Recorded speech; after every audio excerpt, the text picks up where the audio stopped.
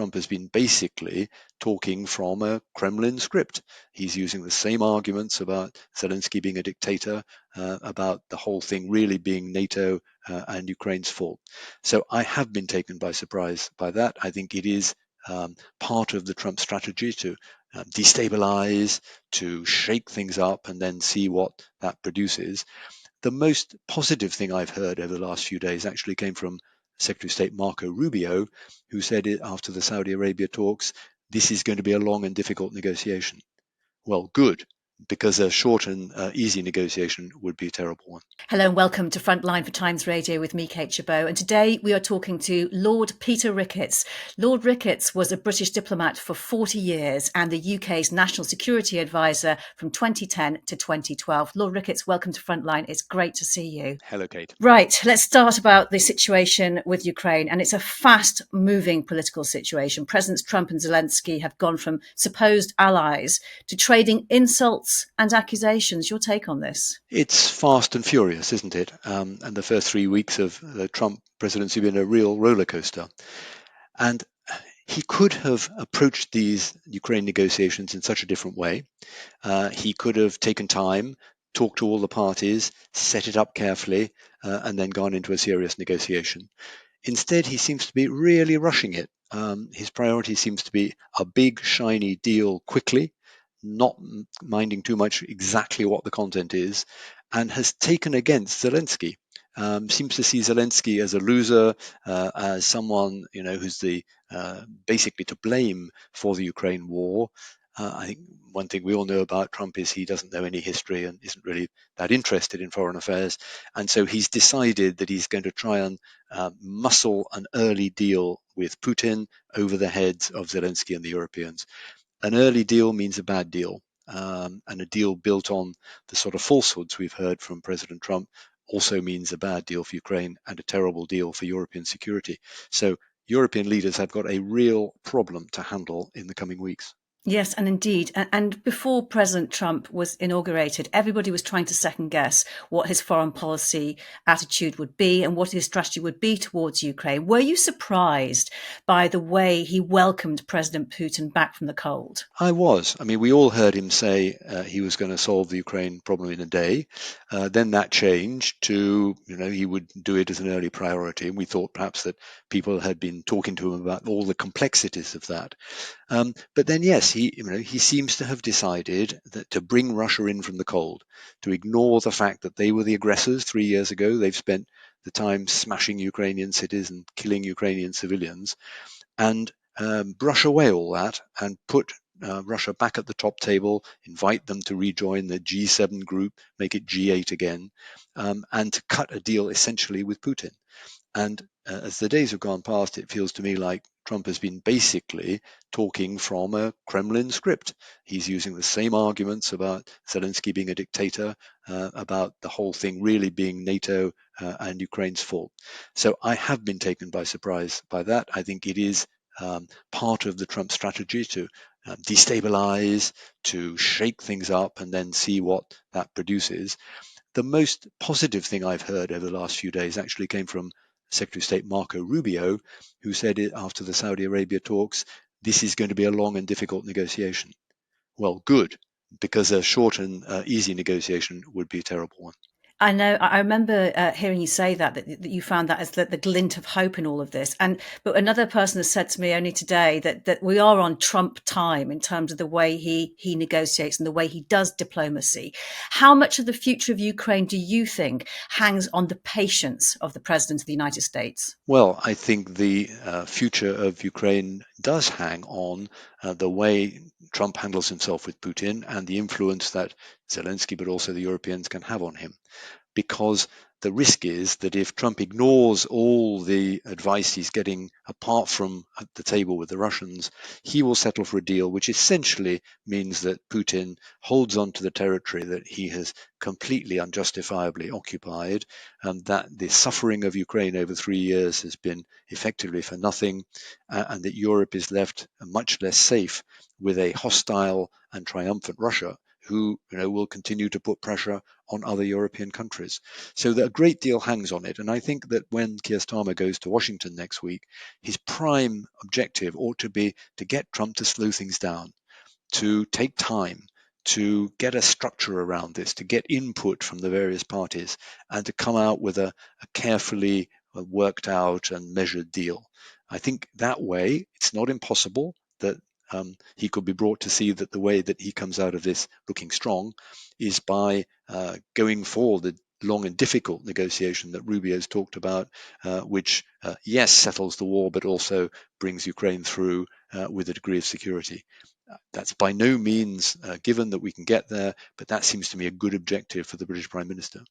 But Donald Trump is not really reputed for someone who likes to take his time and look at the detail. If you were National Security Advisor now, briefing Keir Starmer before his visit to Washington, how do you think he could sell it to him to slow down? Well, I think you have to try and present it in the terms that Trump sees the world in. So this is all about a deal. It's about a deal that he comes out of looking strong and successful. And so I think Stelmer has to play to that and say, we all want this to be a deal. This can be a great deal for you, Donald. You need to make sure that this is a deal which leaves Ukraine strong. Otherwise, you risk looking like Biden over Afghanistan, presiding over what turned out to be a disaster. We don't want that for you. We want you to come out of this showing that, you've settled the war with Russia, but you've also created a stable Ukraine facing the West, a useful friend for America, source of the rare earths that you seek for so much. And all of that is doable, but you just need to make sure you're taking all these different factors into consideration. I mean, as I say that, I can't be optimistic that that's going to be a winning argument, but I can't think of a better one. That was going to be my next question, was how you actually square that circle, because if you want to take into what Donald Trump would accept as a good deal, what is acceptable to President Zelensky, and something that President Putin would sign up to for an enduring peace, I don't know what the options are. Well, it is very difficult. If it wasn't very difficult, it would have been done already, of course. That is true. And it's entirely possible that there will be no deal here, that anything that's acceptable to Putin won't be acceptable to Zelensky and the fighting will continue. That is certainly possible. But I mean, I think if time was taken and if the Americans were prepared to put some pressure on Russia as well, and Trump has talked about keeping on the sanctions, even increasing the sanctions if he can't get Putin to sign up to a deal. I think the Russian economy is weaker than it looks from the outside. I think war weariness in Russia is a real factor. I think if this looks like continuing for another year or 2 years, there could be support for doing something which involves, yes, Russia continuing to hold the territory that it has now, not conceding that they have sovereignty over it, but a ceasefire, which is basically an armistice, which puts off the final status of the territories for the future, which leaves Ukraine free to make its own security arrangements, and Russia to start recovering from what has been a pretty punishing war for them, with perhaps 500,000 soldiers killed on the front line. I mean, all of that is possible, but I think it needs Putin to feel pressure on him that if he doesn't settle, it'll be worse for Russia, and that's the element that Trump is not delivering at the moment. That point that you made about sanctions, that was another thing that was mentioned by Marco Rubio in Riyadh, where he talked about the possibility of, when the fighting stops, of lifting sanctions on Russia and talking about doing that with the EU. Is that a carrot being dangled? Is it a big stick in the waiting? And at the same time, I note that the EU is just in the process of signing its 16th round of sanctions. So there's going to be a bit of a chasm there in terms of agreement on unity of that. There is, absolutely. I mean, sanctions can be both a stick and a carrot. Lifting of sanctions would be a very attractive carrot for Putin, whose economy has been warped out of shape in a major way, I think, by being on a war economy footing for the last 3 years. Equally, the EU and Britain are still on the track of continuing to tighten the sanctions noose around Russia, given that Russia is still bombarding Ukrainian cities, still refusing any serious discussion of how Ukraine's security could be protected for the future. So yeah, they're on different tracks at the moment. But if Trump flip-flopped, as he's capable of doing, and to say to Putin, look, if we don't get to a sensible outcome here, I'm going to increase sanctions on Russia, that would then turn it back into a source of pressure. Trying to orchestrate those different inputs. Can we use the threat of more sanctions? Can we hold out the carrot of sanctions reduction? Tricky and requires serious dialogue between European countries, including the UK and America, which is lacking at the moment. We are talking on Thursday lunchtime, and today the US envoy to Ukraine is in Kyiv meeting with Zelensky. We don't know the results of any of those conversations yet. What do you think he will be trying to do? What should his priority be at the moment? I hope that Kellogg is there to listen. That's what he says he's there to do, and that he understands what Ukraine is going through, uh, possibly goes to the front line and sees the reality of the damage that Russia has caused, the death and destruction all along that long front line. That would be helpful, I hope, in allowing him to take back to Washington some of the context, because the people who are dealing with this in Washington are not the State Department professionals. They're new political appointees who have not had any experience, I think, of what reality is like for the Ukrainian population under Russian bombardment. Now, then, the key question is, does Kellogg have any influence at the top? And I don't know the answer to that. But I do think that Marco Rubio, as Secretary of State, is taking that job seriously. I do hope that he would at least listen to the feedback from Kellogg and be prepared to take into account the realities of life in Ukraine. I think it's the best opportunity that the Ukrainians have. I think Zelensky, actually, he's done his best to keep the temperature down in exchanges with Trump. There are points where he feels he has to punch back, but by and large, keeping the temperature down, avoiding further tit for tat exchanges through the media would be a good policy. I hope that's possible, and leaving Kellogg to take home some of the reality of what life's like there. I mean, it's really interesting because President Zelensky has been a master at rolling with the punches over the last 3 years, hasn't he? And he did crack when he spoke out against Donald Trump and talked about him living in this disinformation bubble. Was that a mistake? And how important is it that other allies, like Sir Keir Starmer has already done, speak up in his defence? I can't say it was a mistake. No, I mean, it's become so blatant from Trump that he is essentially parroting Kremlin propaganda lines about the situation, about the fact that there hasn't been an election in Ukraine, about the polling for Zelensky, talking about 4% in the polls, which is completely wrong. There comes a point, I think, where a self-respecting and proud head of state has to push back and explain that that's not the case. So I don't blame him for that, and I think Keir Starmer was absolutely right. I think effectively had no option but to come out backing Zelensky without actually name checking Trump. It was clear that it was a repudiation of what Trump had been saying, and quite right that he should do so too. And I see that's also had support across the political spectrum in the UK. I mean, there comes a point where you have to correct the kind of level of misinformation which is coming out from the president's own social media account. And this in itself is going to be a problem that's not going to go away. And all the signs are it is only going to get worse. How do you counter that? Well, I think we've got to get used to this as the way the Trump administration operates. They started with Gaza and telling us all that it was going to be a American-built tourist resort with the Palestinians all dispersed across the region. As we were digesting that, then came the bombshells about Ukraine and dealing directly with Putin on that. And I'm afraid that's the Trump model: destabilize, shake up, see where the cards land, and then see what advantage you can get. And we're all going to have to get used to that. And I think the number one thing that we should be doing is getting closer to the European countries. It was good to see Starmer going to Paris for that coalition of the willing summit on Monday of the leading European countries. I think there are other meetings in that sequence now planned. I think the old arguments about Brexit and the barriers to Britain working with the EU, defence industries working together, and so on, that all feels incredibly overtaken by the new world we face with Trump in the White House. And so, really working to break down those barriers, put away the dogma, and work effectively with other Europeans seems to me an overriding priority. When you talk about the kind of things that Donald Trump will say and the way he does diplomacy now or doesn't, well, I don't know what you want to call it exactly. How do the old school, how do we deal with that? How do you calibrate to deal with that? Because often it's said it's not what he says, it's what he does. And it's very often to know difficult to translate which one becomes reality and which one doesn't, and he walks away from. Indeed. I mean, I think it's right that you don't have to take at face value everything he says. He shoots from the hip. A lot of it, is from him personally, and which is why I say I think that we need to be working with others, with Rubio, with the National Security Advisor Mike Waltz, and so on, to get structure and process into all this. That you're going to tackle these difficult crises, conflicts, foreign policy problems. You can't do it with presidential tweets or whatever they're called now overnight.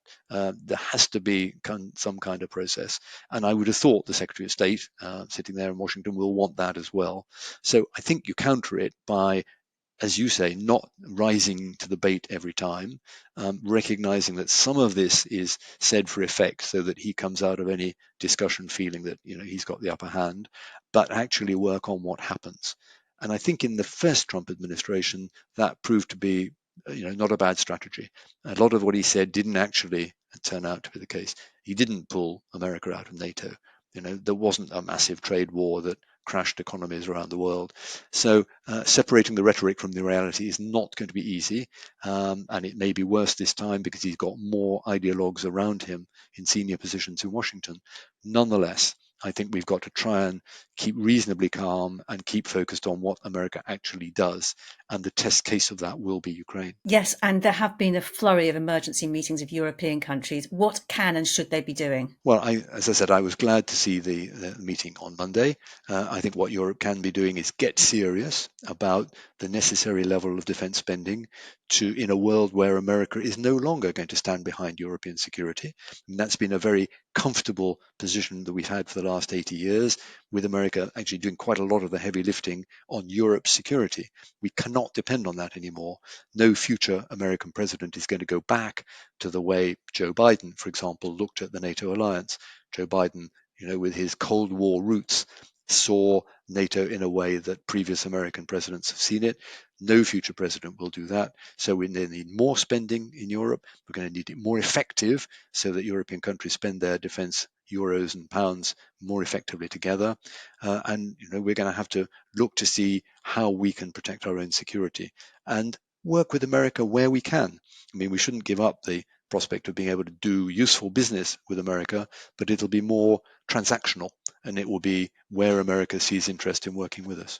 And you've been sceptical of the offer by Britain to supply troops in the event of a deal. Plans for peacekeeping forces have already been branded as unacceptable by the Kremlin. So, what kind of planning do you think should be going on right now militarily for when there is a cessation of violence? Yes, I thought that debate about peacekeeping troops was a little bit premature. I mean, there's no peace to keep, and at the moment, no great prospect of one.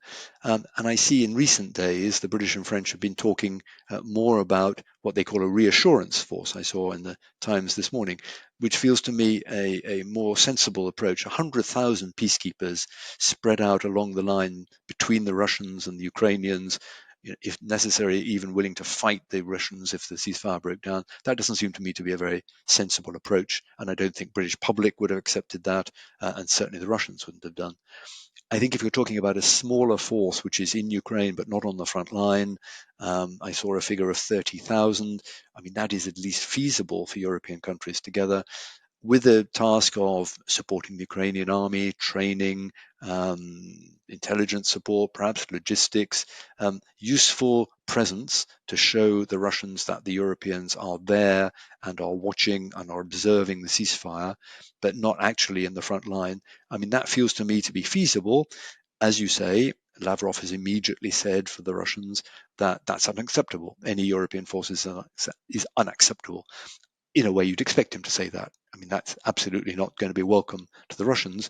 Again, it's something that Trump could demand. I mean, to show that he's a tough guy, demand that Putin accept a European force. He wouldn't have to put Americans on the ground, but that would be an element of reassurance. Because when the Ukrainians ask for security guarantees, if they can't join NATO, and the Americans have pretty much ruled that out for the foreseeable, then some sort of European troop presence is the next best security guarantee that after a few years the Russians wouldn't come back and start again, what they've been doing for the last 3 years. I mean, of course, the other option is just to give everything that Ukraine needs to make progress in the war itself, to arm it, to send the weaponry that's needed, and to stop talking about the peace deal until it's in a much better position. Well, yes, except that card has been taken out of our hands by Trump rushing to try and do this peace deal. And the reality, I think, is that our stockpiles in Europe are very much depleted by the weapons that we've been giving Ukraine for the last 3 years. Our defense industries are not producing the missiles, the ammunition, the air defense equipment that Ukraine needs in the scale it needs it. And the Americans have been supplying the gap. If the Americans stop doing that, the Europeans can't, I think, substitute for them. So although we should certainly be giving everything we can to keep the Ukrainian armed forces going, keep them holding the front line, if possible, pushing it back, in the absence of American military and economic support, that is going to be a great deal less. And therefore, the risk over time is that Ukraine gradually loses the war as the Russian mass and scale gradually wear them down.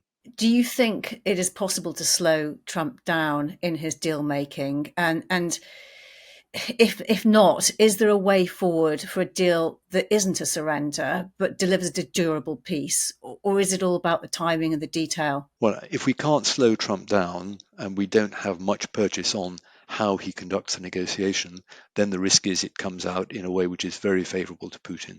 And I don't see that we can kind of mount a separate negotiation if Trump is continuing to forge ahead in his own.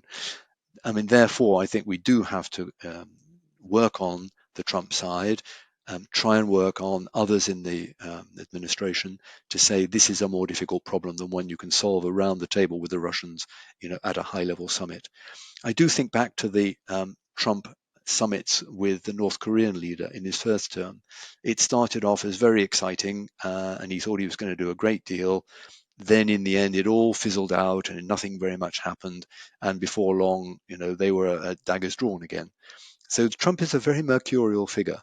And I do not rule out that he will find Putin a very annoying negotiating partner, determined to come out of this looking the winner himself, whereas Trump wants to look the winner, and that therefore it all gets a bit more difficult, and Trump maybe steps away from it and leaves it to his people to work it out.